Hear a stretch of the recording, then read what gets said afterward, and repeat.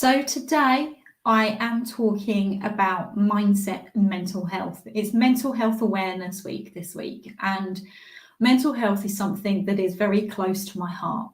And the reason for that is because I have suffered with it. And it's a scary statistic, according to the Priory Hospital, where 1 in 6 adults in England have at some point had mental health symptoms. It's an absolutely crazy amount of people. But yet what is really crazy is 98% actually still feel that there is a stigma attached to it. And that to me is wrong, because it's clearly something that really affects so many of us. So why on earth is there a stigma still attached? And that's part of the reason why I am today going to share with you a little bit about my story. I've shared previously on occasions some information about it, because I think it's so important that you guys can see where I have come from and how I have actually got to where I am right now in terms of my mental health. Now, I'm not going to pretend that I don't occasionally still have moments. Even at the weekend, I suffered an anxiety attack. It was my birthday weekend, and yet I still had an anxiety attack. And I think this is the reason why I'm kind of sharing, is it doesn't necessarily go away. You kind of learn to live with it, and I think it eases. So, for example, I don't have anywhere near as many attacks as what I used to, and it all depends on the circumstances. But, you know, this came completely out of the blue, didn't expect it.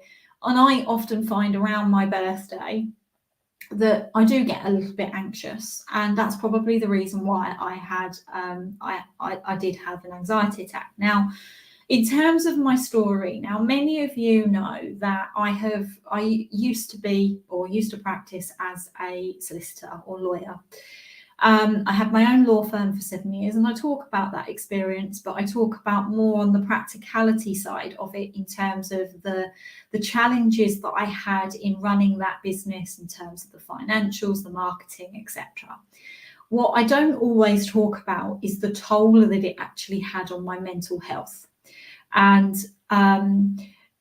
there are, for example, I ended up in hospital in 3 separate occasions due to the level of pressure I was putting on my body because of the hours that I was working and the stress levels that I was under.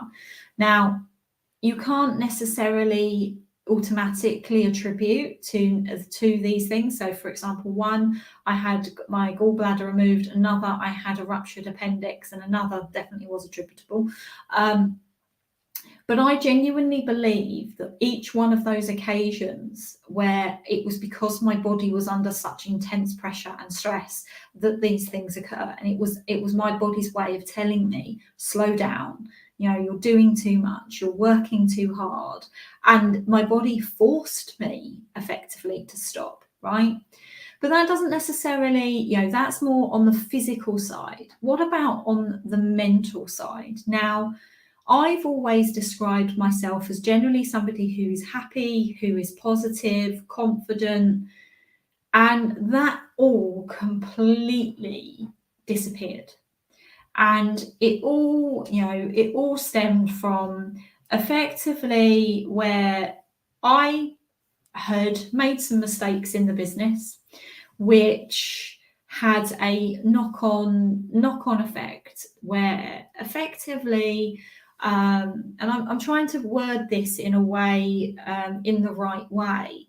But basically, I ended up having my regulatory body come and do an investigation as a result of these mistakes. And these mistakes, I'd held my hands up right from the get-go. I knew that I'd made them. I was already making changes to make sure that these particular problems were fixed. And unfortunately, it just wasn't enough for them. And it ended up being a point where they wanted to shut the business down. And I fought because I was like, hang on a second, I'm doing everything right now. I've made mistakes, I'm human. And it ended up getting to a point where I won in terms of the fact that I was able to continue to keep going. And I kept fighting and I kept fighting. And I had rectified everything that I had to rectify, but it still wasn't enough. And they ended up coming after me on a personal level. And that was the bit that really, for me, was what broke the camel's back. And I was in a situation where I had been diagnosed by the doctor with anxiety. They wanted to put me on medication, but I refused. By this point, my marriage had come to an end because basically my now ex-husband wanted me to walk away from the business because of everything that was going on. And I just wasn't ready to do that because I believed in what I was trying to achieve. I believed in the fact that whilst I had made mistakes, ultimately my priority was always my clients. People would come to me in terms of, asking on an ethical basis. I was the one that would always stand up for my regulatory body. And it got, and actually, when they then started coming at me personally, and that was the bit that really hurt, because I always thought, I am an ethical person. I do have integrity. I've made mistakes, yes, but I've owned up to them and I've rectified them. Why are you still coming at me? But no, they kept coming and they kept coming, to the point where I actually went, and I'm going to talk about this quite openly, actually. I went before the Solicitors Disciplinary Tribunal. And obviously I'd admitted all the mistakes. And the bit that they were questioning was my honesty. And I won on that point. I won on, they agreed that I hadn't done anything dishonest. They were happy for me to continue to trade. They were happy for me to practice as a solicitor. But by the time I actually got to the end of this cycle of being personally attacked, and it felt like a personal attack, it felt like I was a criminal. That's how they treated me. By which point I was broken. I had even had a letter from my doctors to say I wasn't fit to actually attend the hearing, but I had no choice. They forced me to. And I literally came away from that, obviously relieved in the fact that I'd won on the key point that I was, everything else I had admitted, that I'd made mistakes. But I had literally reached the point where, why would I want to be a part of a profession that is actually willing to destroy a solicitor's mental health? And it didn't even end there. So after that, I took the decision on my own back that I had had enough. I didn't want to be a part of a profession that would treat people in that way. So I took the decision to shut the firm down. And I notified the clients, I did all the correct due process. But bearing in mind at this point, my mental health was literally at rock bottom. I had already sought the help of a counsellor, and I'd sought that at the point in which my marriage came to an end. I'd also sought the help from a life coach to try and help me so I could see towards the future. But I can say, hand on my heart now, that if it wasn't for my counsellor, my life coach, and my then dog Sky, I wouldn't be here today.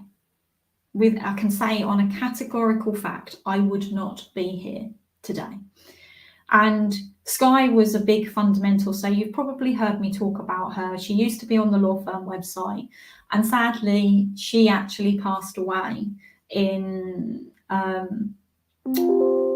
it will be in September 2020. So in the midst of all of me coming to terms with everything, she passed away.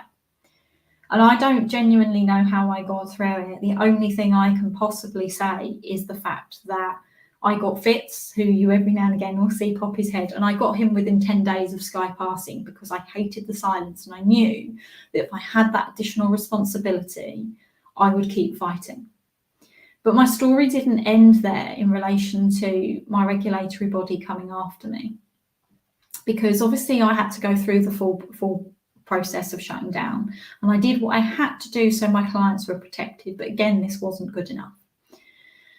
And I managed to find the strength in December 2020 to really finish the last few bits. And over December, January and February, I did the necessary bits, archiving files, making sure that everything was done as thoroughly and as properly as I could, because I knew, because I'd seen other firms go through this process, if the regulatory body had dealt with it, there would still be years to come where clients wouldn't be getting the information they needed.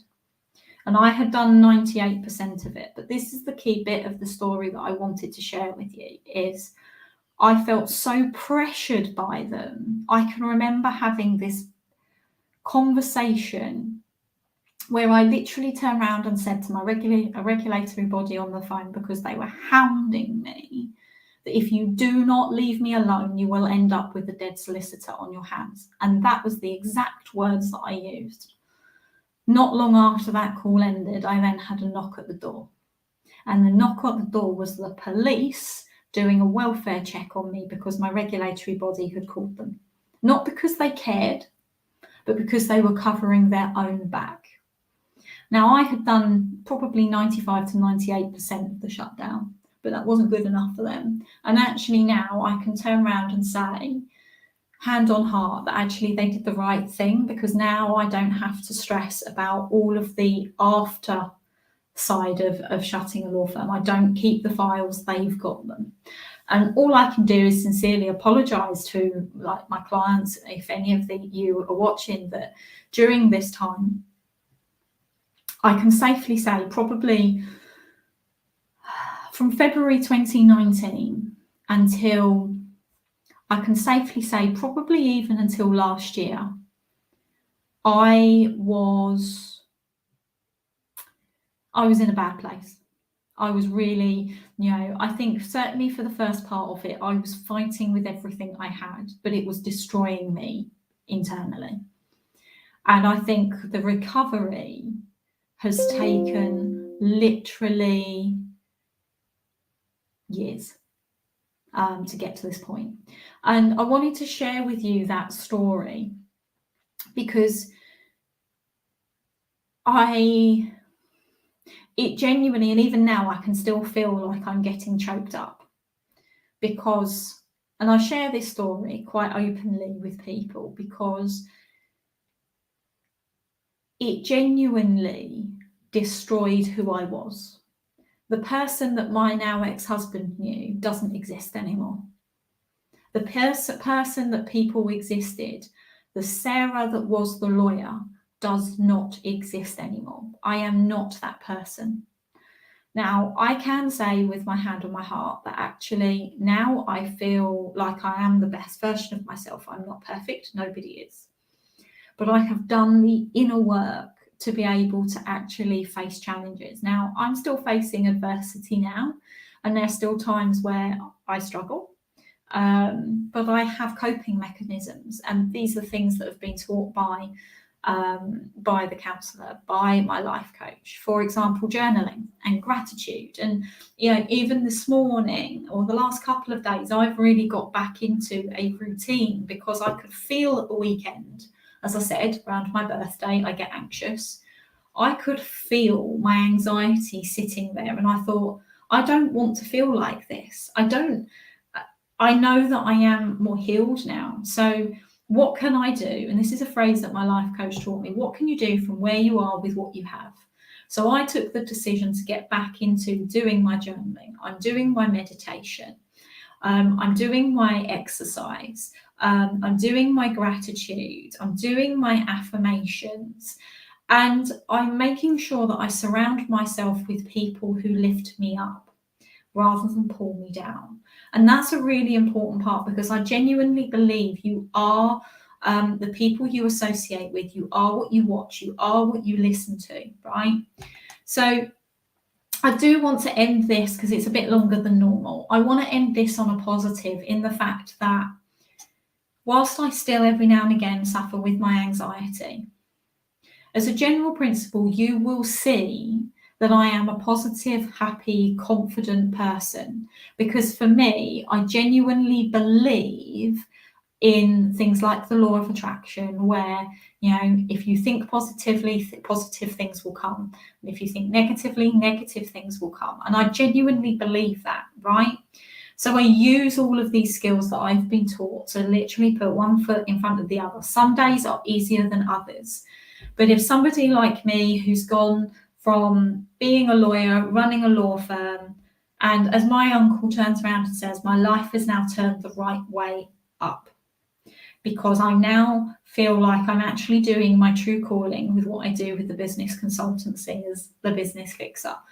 But if I hadn't have gone through all of the challenges that I had with the law firm, I wouldn't have the knowledge and experience to be able to do what I do now. So I have to look back at all of that and think in a positive light and be grateful for that experience, but also forgive that experience. Because if I hold on to this anger, all it does is damages me. It doesn't damage anybody or anything else, right? So forgiveness is a crucial thing. Now, this week I am running a free online event which is centered around mindset, and I would very much love as many of you to come along as possible. It's on Thursday, it's at 1 o'clock, it's all through Zoom. So make sure I'll pop the link to be able to book into the comments. So come along. I'm talking about my mindset, I'm talking about the law of attraction, I'm talking about your why, all of these things which are really relevant for mental health, because I'm a firm believer that if you get your mindset right, it means that you have got the greater chance of being able to get through the adversity that you may be facing right now. So thank you guys for listening. I will put the link in the comments, and I hope you found my story beneficial. I would love for you to share if this resonates with you. I've been really, really honest with you guys, because I think it's important to be honest and transparent, so that you know that I have genuinely been there with the mental health. I've made mistakes, and you know, I've paid for it with my health. So I thanks again for listening. Like I say, I hope it's resonated. I hope you've gained some benefit, and I will see you all very soon. Take care now.